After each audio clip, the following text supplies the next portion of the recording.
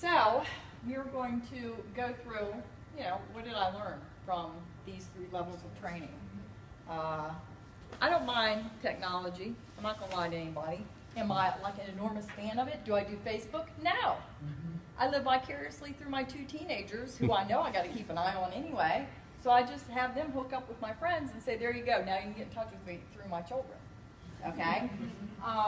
Yeah, I'm not gonna lie. But I'm always interested in learning how to make my classroom more interesting.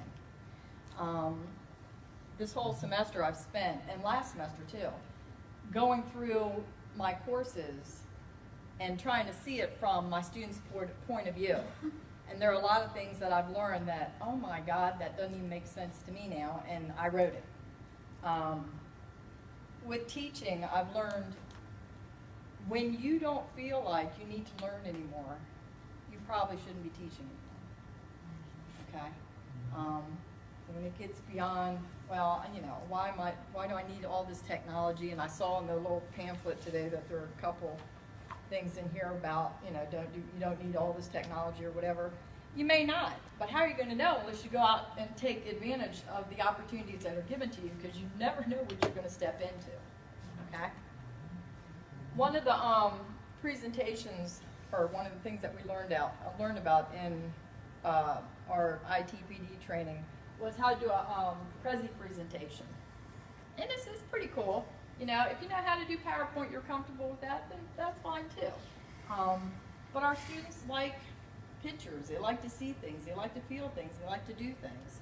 I ran upon this particular Prezi presentation.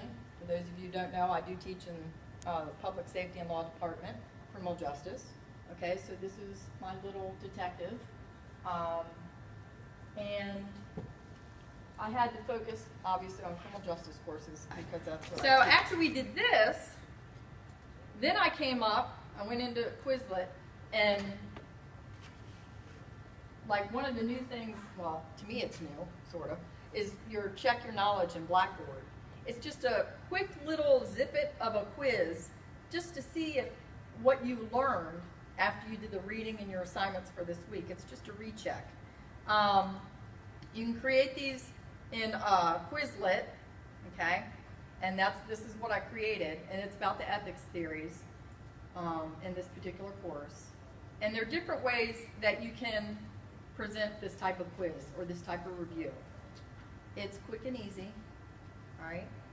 It shows them what they may need to work on, okay? You can do something like scatter, maybe. Please work.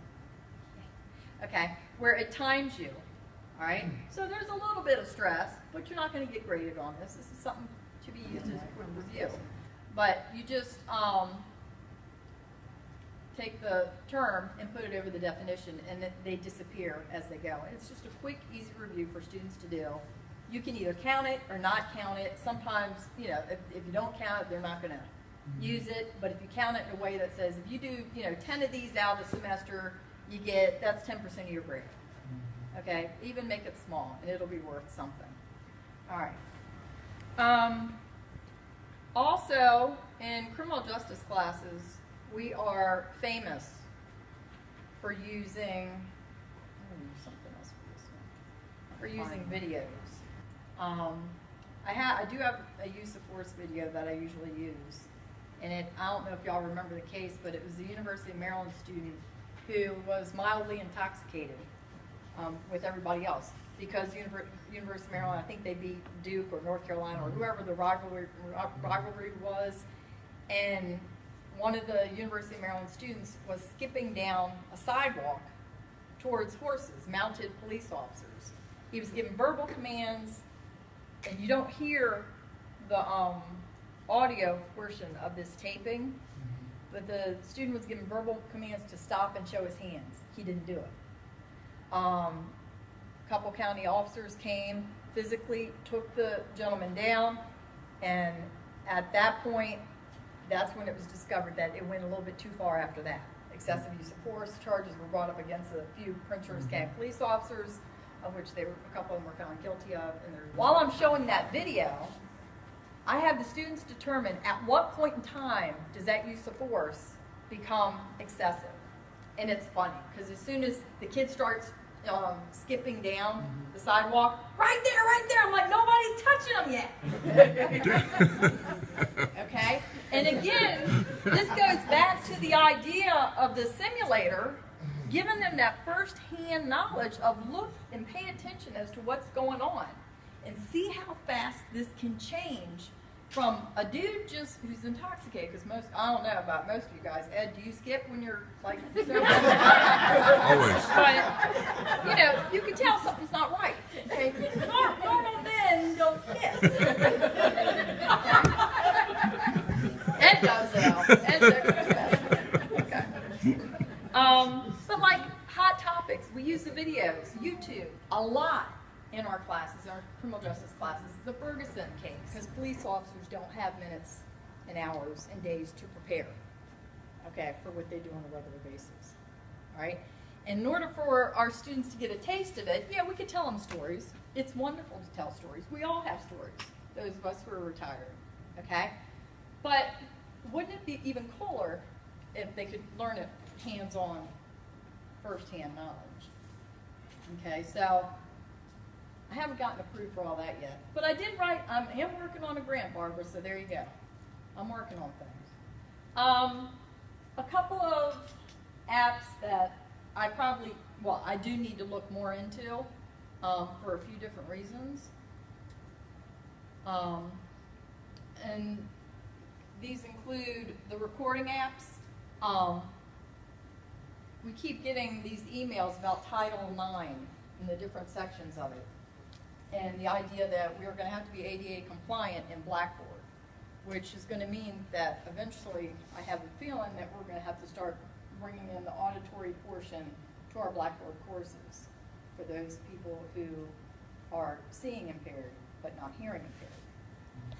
So that's something that I am going to work on probably in the next couple of semesters. And interestingly enough, today they had one presentation that I went to, and I started thinking about what Ed and Lorna taught us in January, and it was called Getting Teachers and Students on the Same Page. And it had in the program that the lady presented on, this is just today, I just got this today, so I have to tell you about it. And I think y'all may have mentioned it too. Gotta put my old lady glasses on. Okay. It was called Go Animate. Have you heard of that one?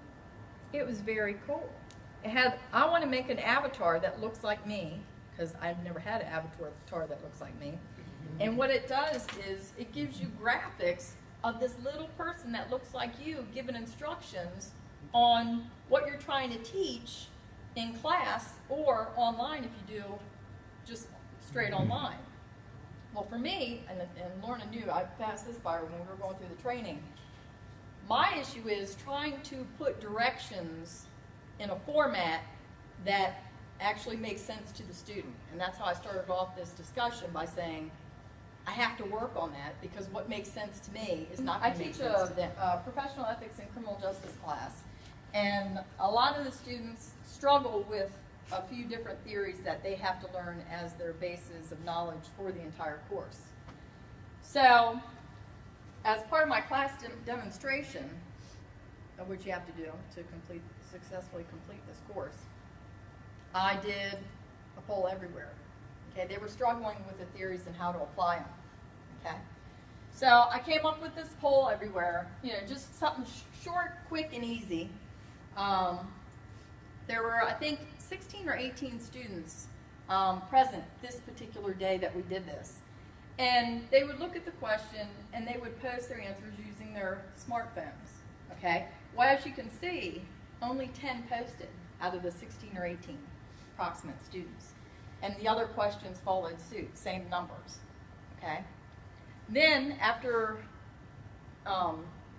Barbara and Lorna and Ed came in and did their observation, which is part of the course, which is not really that big of a deal, because they're not going to point and laugh at you in your class. They'll do it after they walk down the hall, okay, which is always nice. You know. But I asked my students, I'm like, well, why didn't all y'all answer? And the other ones either didn't have a phone or didn't have a smartphone. And that's okay, okay? Because you can do this work in groups. So just make sure at least one person in the group has a smartphone. There are ways around it. You just got to figure it out as you go. When it gets to the point as a teacher, when you feel like you're done learning, then you're probably done teaching, okay? Always feel the need to go out there and learn something new. I caught on to a few things today that I'm hoping will help me better explain to my students, give better directions in writing.